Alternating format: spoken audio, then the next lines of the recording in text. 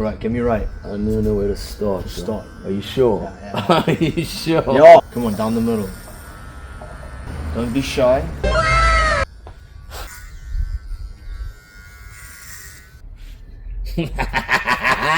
You look hard, you look hard. Is that fucked? Nah, you don't look too bad. Do I look like how Dad gave me when Dad gave me trims back in the You day? look better. Oh, You look good. do I? No.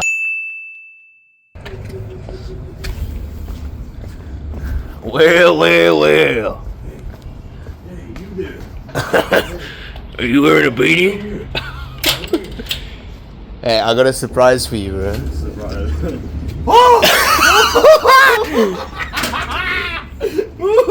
Hey? Why? You're bored. You're like, let me just fuck up my fucking beautiful. Let me f my shit up, dude. Yeah. Yeah. I'm going on a trip soon. I'm not working hard enough. I'm never working hard enough. I'm happy with the work that I'm doing. You can always do more though. Being lukewarm, being in the middle is worse than being at rock bottom, because rock bottom is bad enough that it inspires you to make changes. When it's okay, when it's good enough, oftentimes people just sit in a place of average, you know? That's not to be ungrateful. Once again, we always have to express gratitude. We always have to be grateful for what we have. But keeping that in mind, you can always work harder. You can always do better. You can always get more. I'm speaking it into existence as I always do. I can do whatever I put my mind to. I want to grow. I know that I can, dude. If I can be good in one thing, I can be good in everything. I know that as a fact. I think this trip is going to teach me some things, bro. But until then, I'm going to keep posting. This is not a forgiving sport.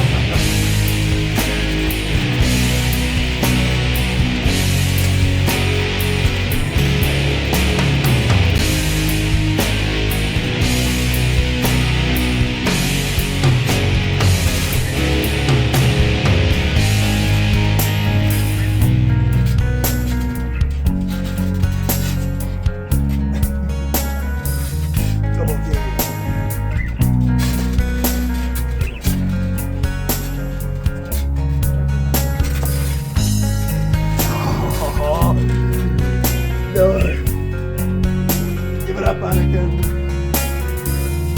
Have the high ground.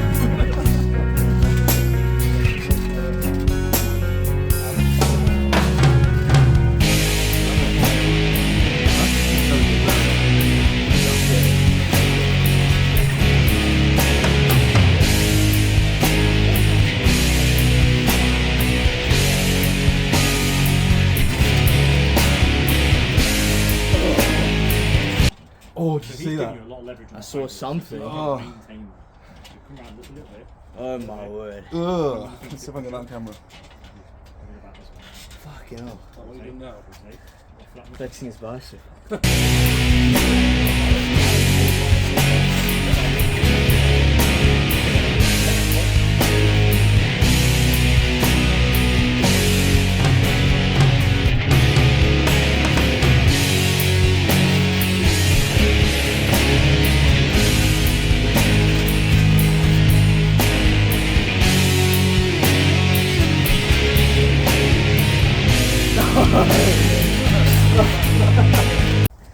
What do we have here?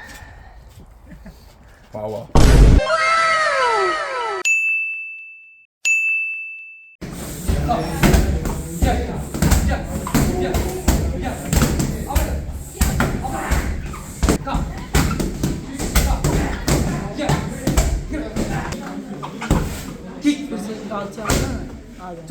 Hayır. Kötü öyle.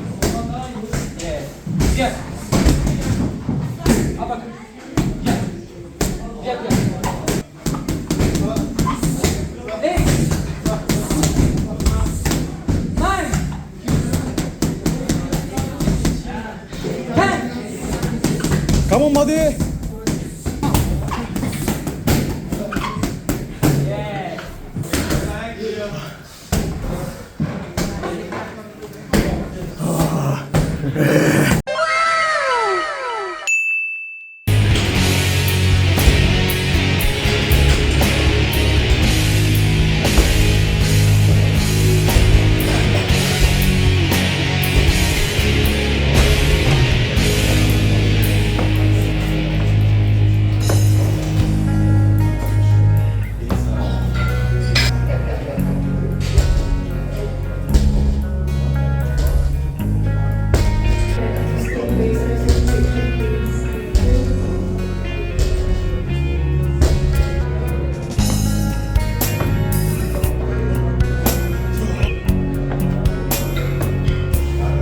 Alright, boy.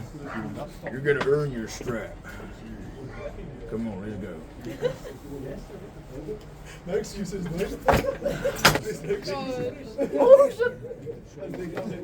Mine.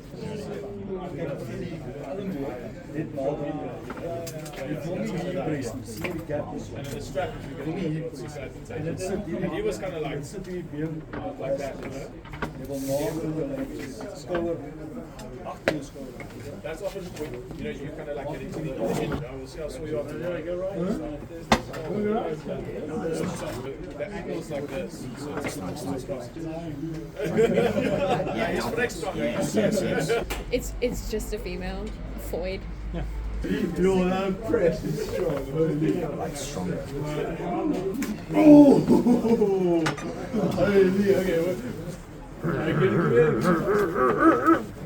Okay, When this snaps, it twists. It doesn't break it out, it twists. And just on this again.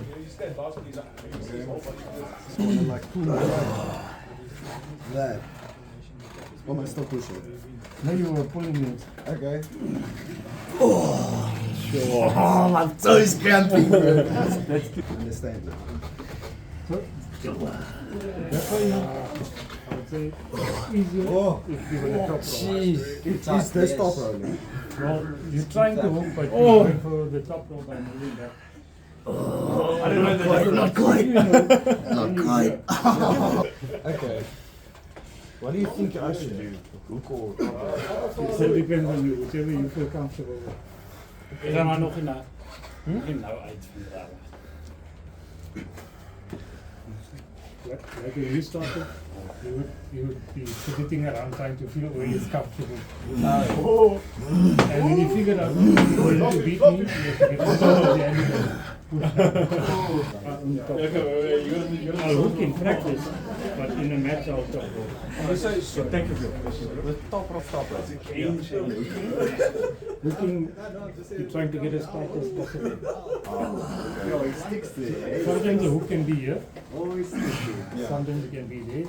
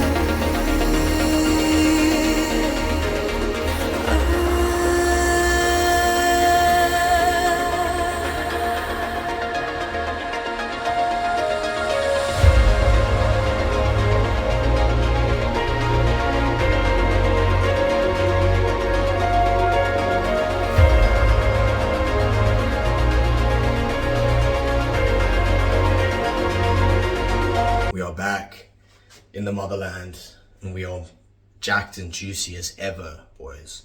We are gaining some great amount of weight, good muscle. Look, just like muscle update. A little right update, because I've been neglecting my right. My left is always strong. Everyone keeps telling me about why my left is just friggin' enormous and just freakish level, and my right is like needing to catch up. So that's going to be the focus. My right is going to be the focus. We're just going to make some coffee. Always got to wash your hands off the gym, bro. Don't be nasty. It is the first time since I'm back that I've gotten myself some high quality bean. We're gonna burn the bean. You know, I've kind of given up on symmetry, bro. I realize that my body is never gonna be perfectly symmetrical. I kind of hate it, but what are you gonna do, bro? What are you gonna do?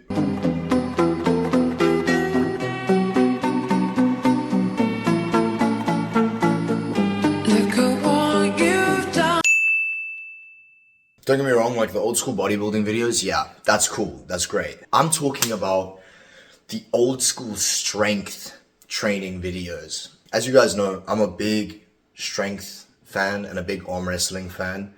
And I've just been watching these old school training videos.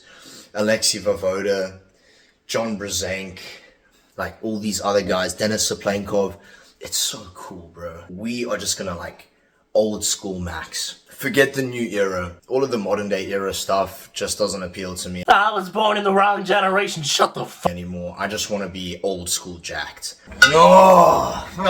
I like my coffee strong. I don't know, maybe I'm a casual. Maybe this isn't strong at all, but I think 2 scoops in this size container is pretty strong. Let's zoom in a little bit for that nice plunge. Take the plunge, lads. Take the plunge.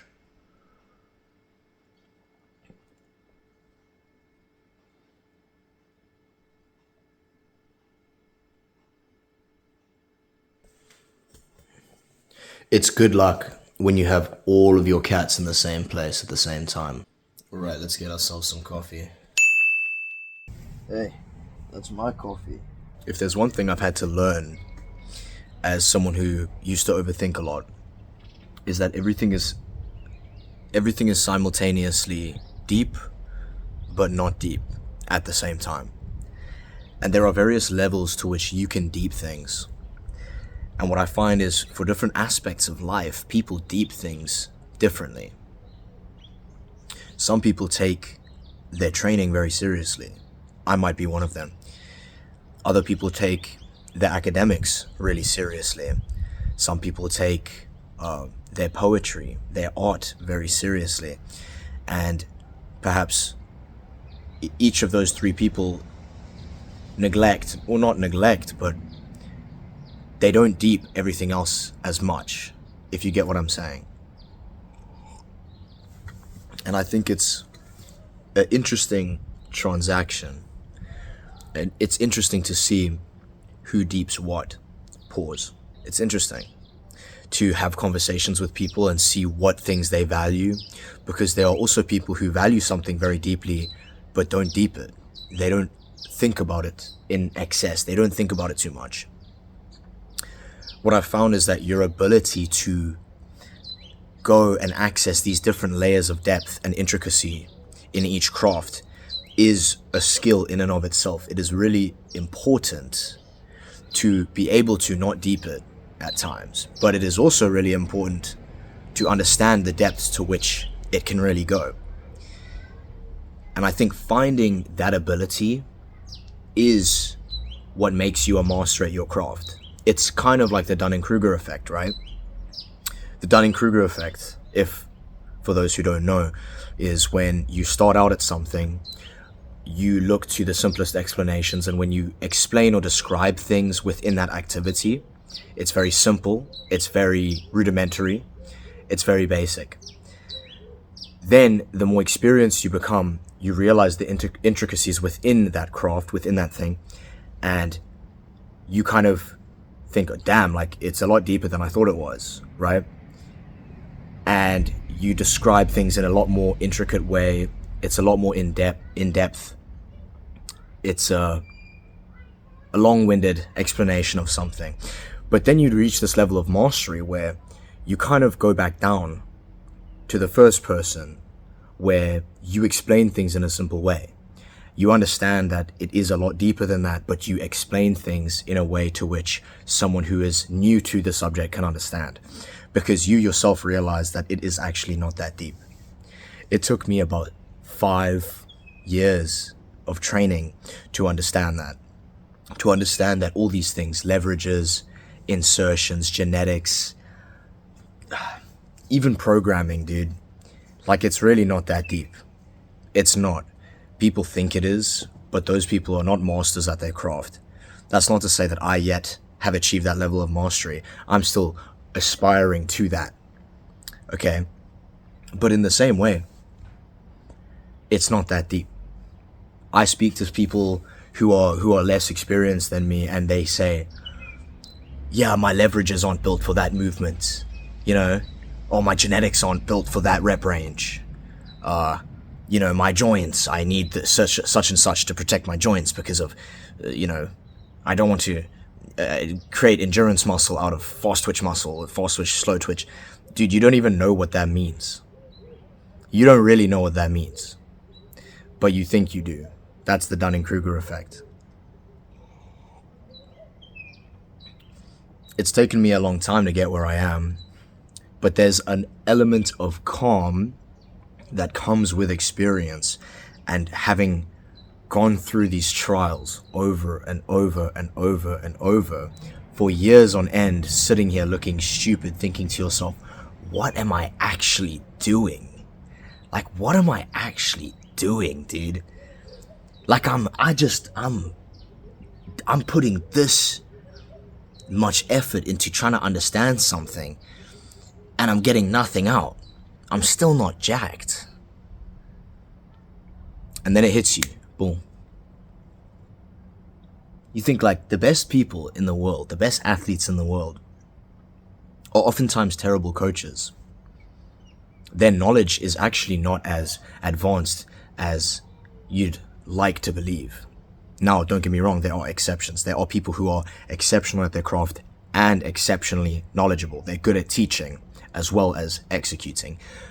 But more often than not, these guys are not fully understanding of the concepts. They just do. There's the doer and the thinker, and to be both takes time. Now, is there value in having the ability to do both? I don't know. I still don't know. I would consider myself both a doer and a thinker in regards to training, strength, and conditioning, because I feel like I can teach concepts pretty well, and I feel like I can execute on concepts pretty well, but I find that I'm not an expert in either. I'm not, like, I'm pretty good. I'm pretty fucking good at what I do, but I'm not the best yet. And I always find, is there perhaps a sacrifice that needs to be made between being a teacher and an executor, being the person who does versus the person who knows about what is being done? Because you see it so much, coaches don't play.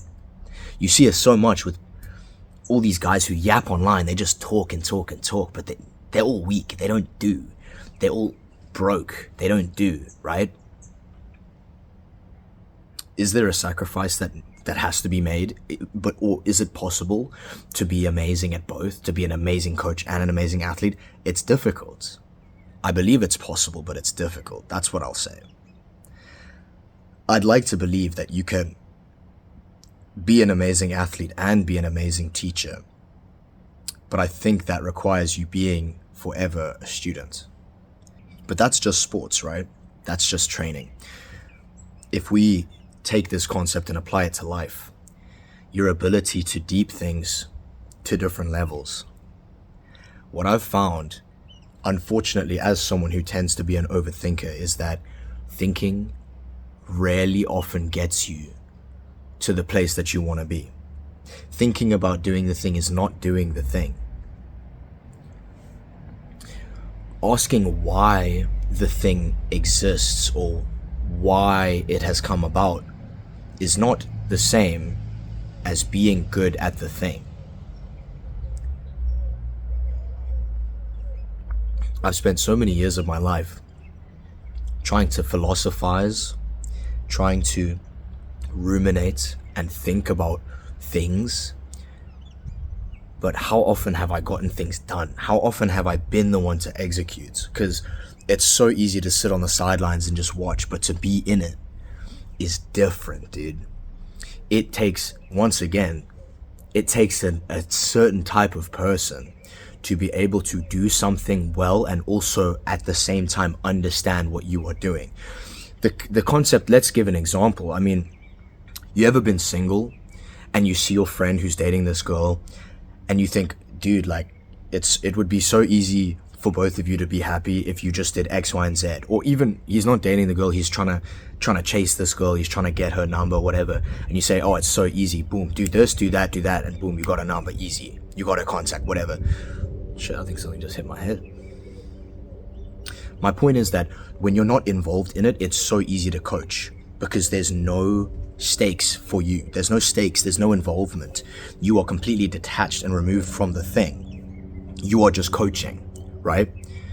But the moment you yourself get a girl, or you're trying to get a girl, it's a little bit different. Let's not lie.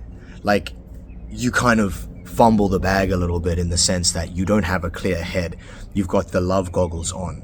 You're kind of deluded. You don't really have a clear head because you're afraid of losing this opportunity. You're afraid of losing this girl. So you can't detach yourself completely from the thing. This was really good. I think I'm attached to this coffee. I think I might get another cup. So once again, this concept of deeping things, right? Deeping things versus not deeping things. I think it requires the ability to detach yourself from that thing. That is the hardest thing. For me, at least, it was the hardest thing to realize. There are plenty of people who they kind of just dumb their way through life, right?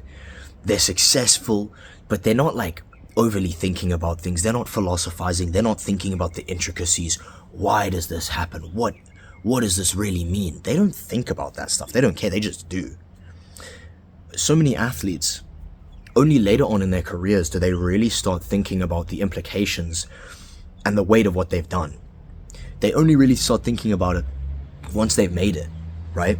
But when they're in it, I mean, a lot of athletes, like, that doesn't mean they're stupid, but they don't deep things. They don't overthink it, they just do. As men, it's so important that we need to learn how to detach ourselves from the things we're truly invested in, which is so hard because investment and attachment are kind of polar opposites in this conversation. Because to be invested in something means that you care about the outcome to an extent, or you want to put something into this, right? You're putting things, effort, money, time, whatever it is, into this thing. You're invested, but you have to be detached at the same time. It's like trying to hold on to something, but not closing your hand, if you get what I'm saying. I think it was The Count of Monte Cristo. I don't remember which movie it was, but maybe it was Scaramouche. But it was a movie about sword fighting, right? And the master was teaching the student about how to hold the sword properly. And he said that you have to treat the sword handle like a bird. You can't grip it so tight that you kill it and crush it, but if you grip it too loosely, it flies away. You have to have this balance, this detachment, this containment, this birdcage. Reminds me of arm wrestling. When you arm wrestle, you're not holding onto the guy's hand. You're creating this shape with your hand, and his hand is kind of moving within it. You're just creating this shape for him to kind of absorb into, if that makes sense. And in the same way, it's kind of like that. You are influencing something without being attached to it. I think that's probably what I'm really trying to say, is to have influence over something, but to be detached from it. I think that is ultimately, as a man, what you should aim for, what you should strive for. As a woman too. I'm just speaking from a man's perspective. But you get what I'm saying. I'm not trying to make it a gender thing. That is really the key. Because you can't overthink these things, bro. The most successful people in life probably don't overthink the things they do. And it's so difficult when you come from a background of overthinking. You have to remove yourself from thought. You have to take your thoughts captive, just like they say in the Bible. And you have to remove yourself from the thought and understand that thought and you are separate. That's something I still need to work on to this day, but I'm constantly working on it. I feel like I've gotten to a place where I'm happy, where I don't let thoughts attach themselves to me. I have certain ideas and I just decide, is this a good idea? Is this a bad idea? Does this idea help me? Or does it destroy the ideal version of who I want to be, who I see myself as? There are so many cats around me right now. I'm being surrounded, dude. But detachment and not deeping things are pretty much the same thing. Once again, if you are the type of person who overthinks things, who tries to think about why and the intricacies and what does this truly mean, do yourself a favor and stop. Direct that energy towards doing. Let the thinkers, let the philosophers analyze what you've done once you've accomplished something great. Or perhaps let yourself philosophize and analyze once you have accomplished something great. But right now you haven't accomplished anything great. You have not achieved what you want to achieve. You haven't become the person that you said you would. So there's no point in sitting back and thinking about what this means. Who cares what it means, bro? Who cares what it means, genuinely? That's the conclusion I've come to. You can spend your whole life stressing about what the deep meaning of something is. That doesn't mean shit's happened, bro. That doesn't mean you've done anything. That's not to say be some oafish brute. That's not to say be some oafish brute who can't understand things to a greater level and have those intricate conversations. Of course, when those conversations come about, whether it's about spirituality, about the depth of conversation of a topic, you should have the ability to understand it on a deep level. But more often than not, I think you should stay surface level. Surface level until it matters, until it's necessary to speak intricately about something. Most people don't deserve the deeper version of you. Most people don't deserve that level where you speak on things to such a degree that people think, wow, this guy really has thought about this for a long time. Most people don't deserve that. Most people just want to be validated in conversation. They just want to feel like they're actually getting something done by talking. I am guilty of this. I speak a lot. I've been speaking for 16 minutes straight. But I don't deep it. And I think the best thing to do in life is to just not deep it, bro. You just don't overthink it. Don't stress about it. Don't take it personal. Don't take life personally. You can take it personally when you're 90 years old on your deathbed and you've got everything done in your life that you want to do. But until then, I think look forward. Look forward. Look at the past for the lessons that you've learned.